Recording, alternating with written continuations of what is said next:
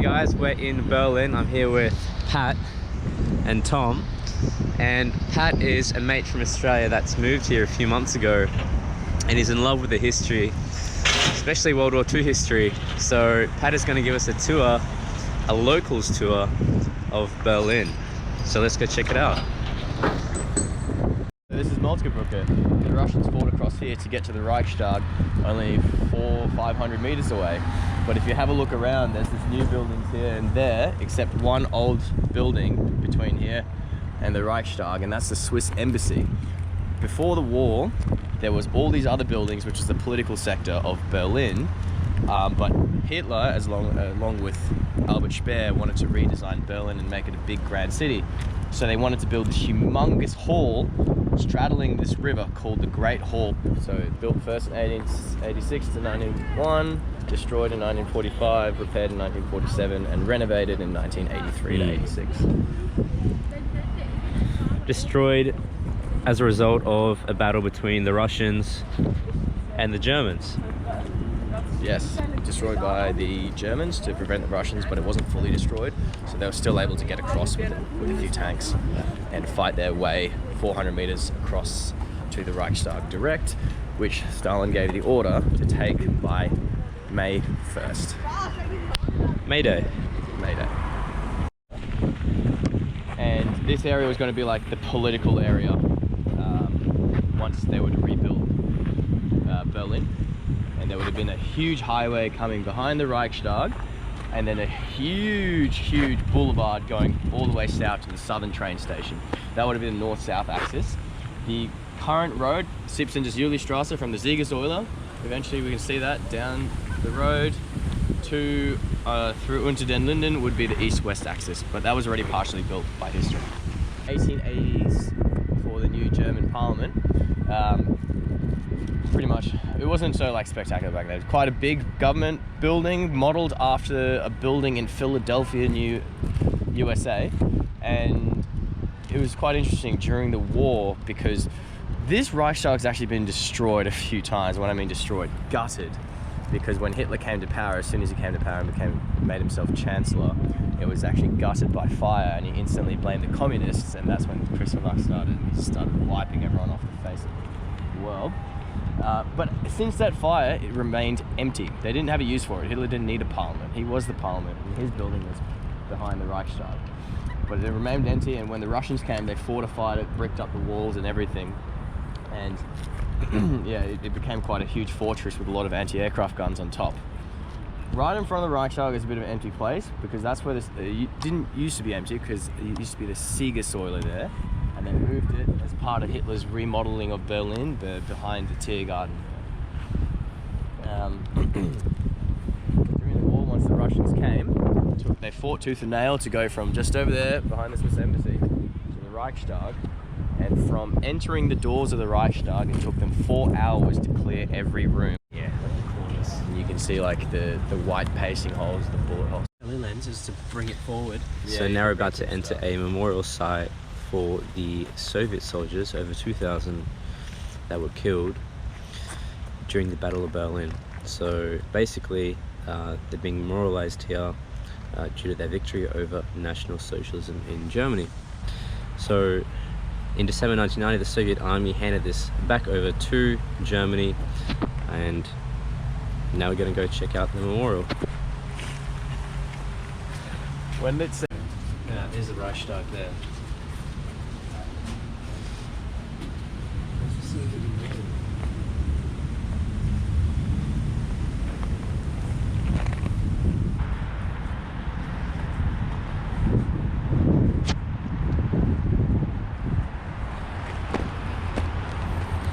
So that is the Soviet Army Memorial for World War II here in Berlin, the Battle of Berlin.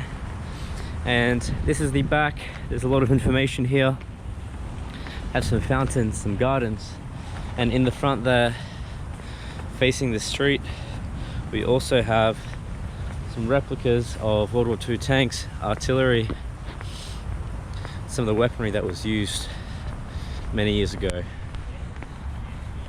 As part of the remodeling of Berlin, they had built tunnels under the Siegessäule that you This can is called the walk under. Siegersäule. That tower is called the Siegersäule. Okay. Siegersäule and then the Brandenburg Gate. Brandenburg Gate.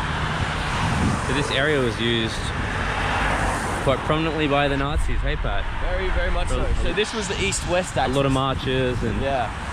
A lot of marches and stuff, and the east-west axis, and there was going to be a lot of buildings memorializing the power and stuff, as well as that there was going to be a road planned to come from behind the Reichstag there, called the north-south axis.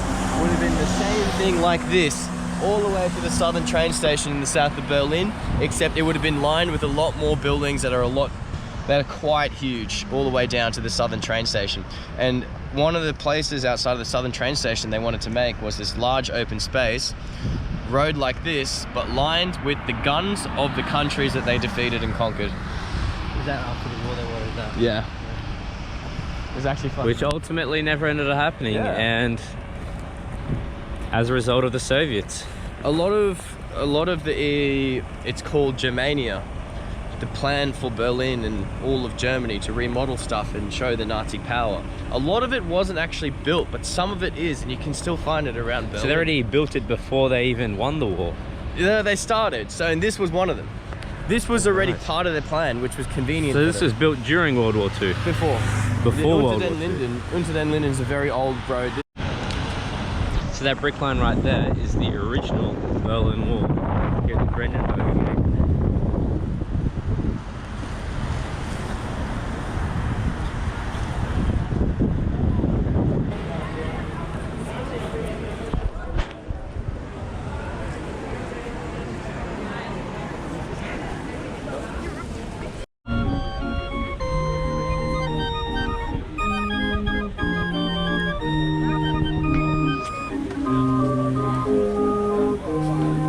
East Germany is down that way, and West Germany on the other side of the Brandenburg Gate, behind the wall line.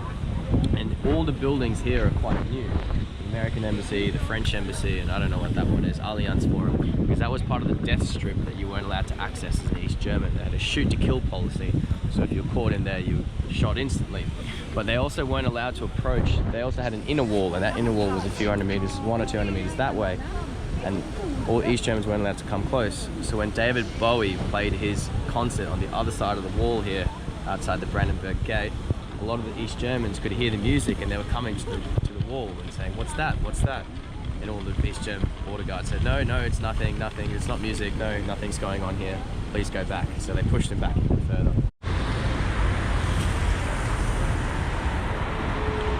And here we are at the Berlin Holocaust Memorial.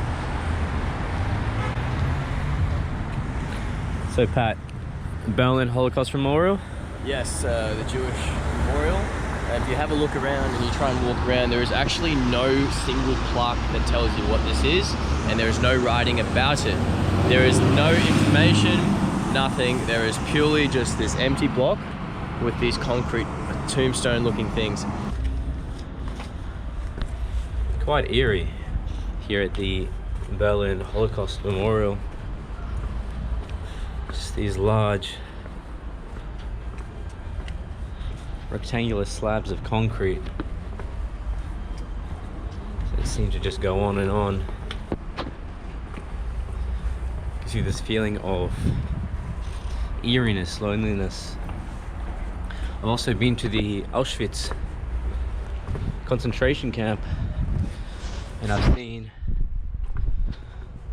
what the gas chambers look like actually that the Nazis were using in World War II, and it's almost similar, kind of walking down where you had the gas chambers.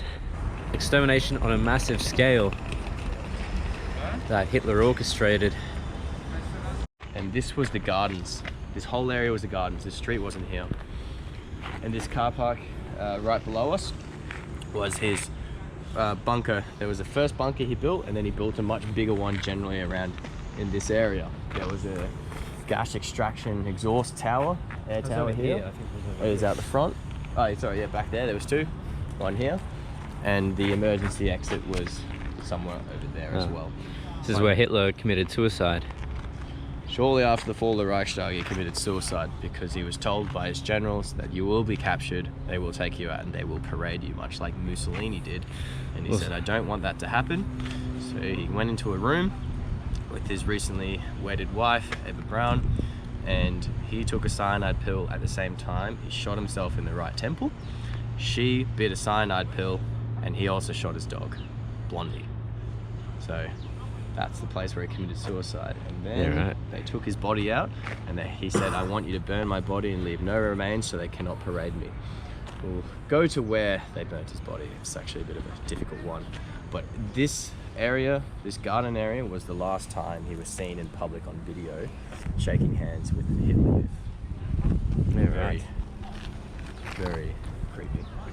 So this is a bit of a children's playground. Dancing. And now it's a children's playground. Yeah. And an apartment complex. Right next to where Hitler killed himself.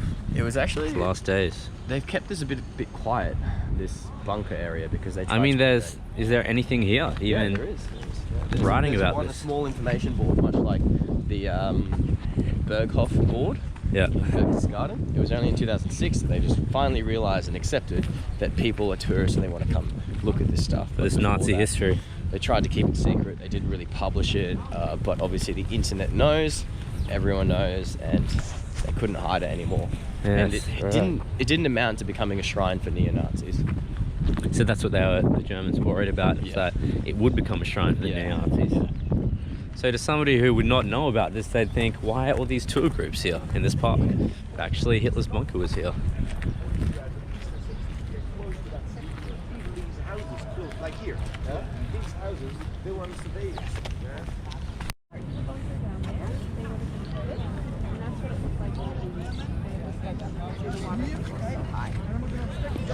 Führerbunker, Hitler's bunker.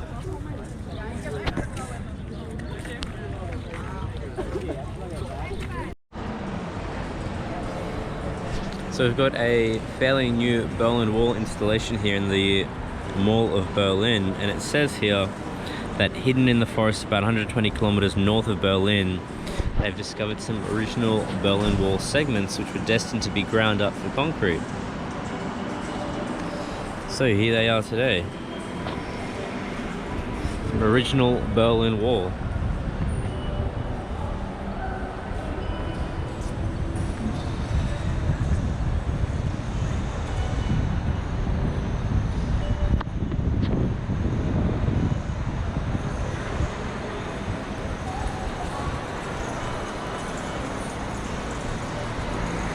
Machine guns, and that was in the part of the shoot to kill policy.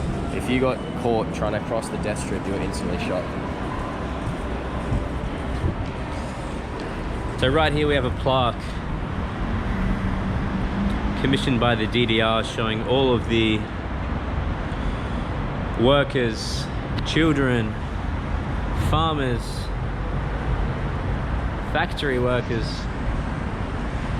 all happy, hand in hand, working together.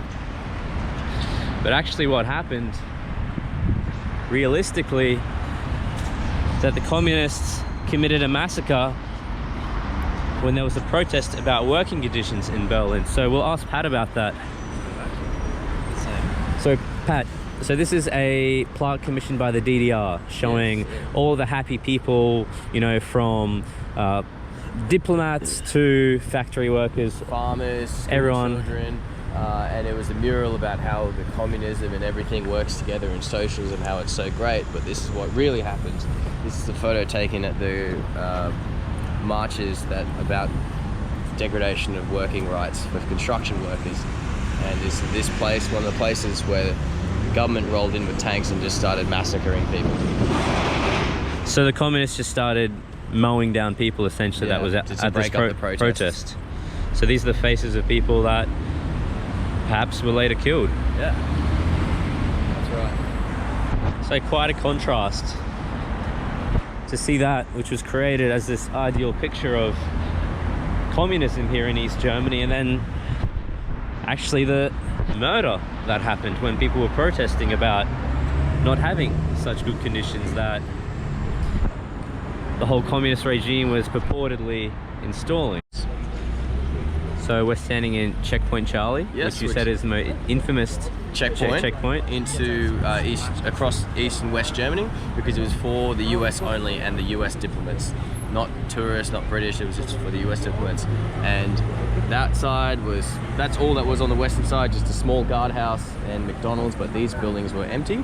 And on this side was a humongous checkpoint area where they searched a lot of vehicles trying to leave East Germany. So Checkpoint Charlie, an American or an exclusively American zone here in the east-west area of Berlin, where the dividing wall was.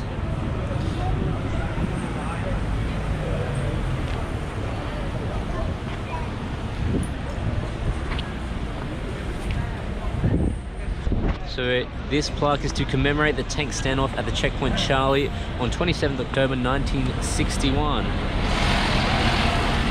So between the US and the Soviets. There we go, Allied Checkpoint Charlie. So this is an American zone exclusively for US military, right by the border of the Berlin Wall. And here we have an image of a Russian soldier, and on the other side of an American soldier. And there was a standoff here in 1961 between tanks and personnel ready to engage, but it didn't happen. And now we have a memorial. The Germans basically thanking the Americans for deferring power to Germany. Alright, who could this be? Oh my god, it's Tom!